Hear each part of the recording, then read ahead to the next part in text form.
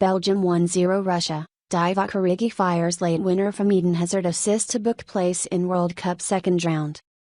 Victory for Marc Wilmot's side in the Maracana moves them on to 6 points at the top of Group H. 19-year-old substitute Origi struck 2 minutes from time after a draw affair. Fabio Capello's Russia have just 1 point from their opening 2 games.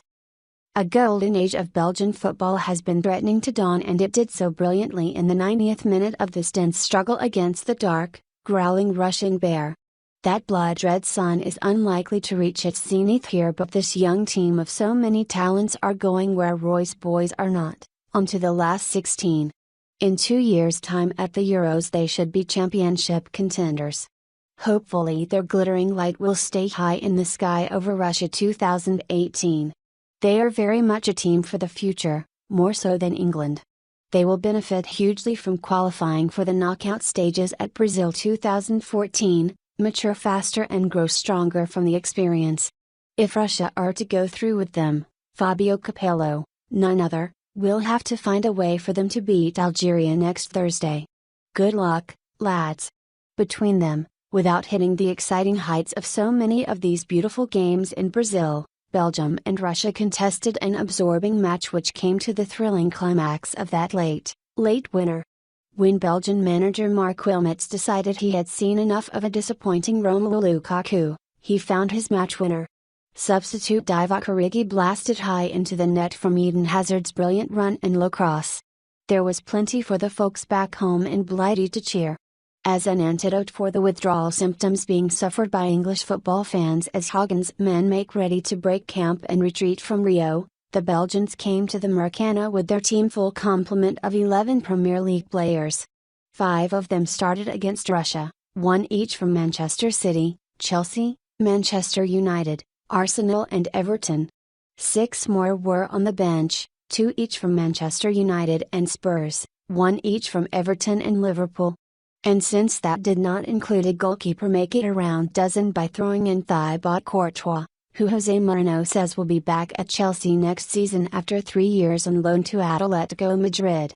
Presumably they were being roared on in the pubs and bars from the King's Road to Moss side, from White Hart Lane to Merseyside as they join Argentina, France, Holland, Chile and, as if we could forget, Costa Rica, among those who have made it to the last 16 before their third group game. With only 3 of their 23-man squad based in their own domestic league, Belgium are the most cosmopolitan team at Brazil 2014. In addition to those taking the English club game by storm, they draw on players from leading clubs in Spain, Germany, Italy, France, Portugal and Russia. They are the cuckoos of the world game, occupying the nests of others and plucking priceless experience for themselves. By total contrast, every man in Russia's squad plays his club football in his homeland. The only odd bird here with them is their manager. Our former and unlimited friend Senor Capello. Whatever language he uses to address his new charges, be sure it is not Russian or English. Nor Flemish. Joke all you like about this low country, but there is nothing boring about Belgian football. Russia were playing not only to stay in the tournament but to promise they will be able to compete as well as host the next World Cup. Belgium recalled Thomas Vermaelen for this outing in Rio, apparently en route from Arsenal to Manchester United. He looked as comfortable taking over from Tottenham's Jan Vertonghen at left back as he did at centre half in his early days at the Emirates.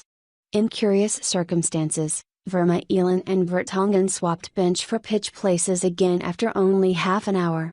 Vermaelen appeared to strain a knee during the pre-match warm-up and the condition must have worsened in those 30 minutes.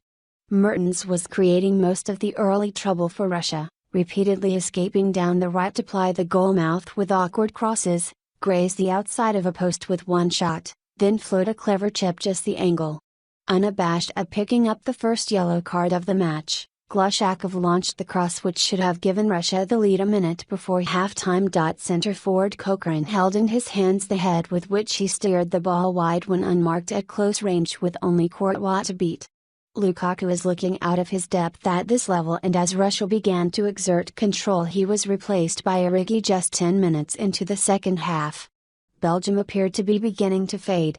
With the temperature climbing to the mid-80s, it would be easy to blame the lunchtime heat, but Russia come from an even colder climate and they were getting stronger by the minute.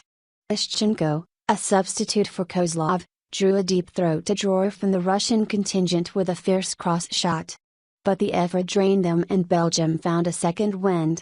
Another substitute, Mrliz, hit a post from a free kick and Hazard fired wide from close in before setting up Origi and starting the Belgian beer fest.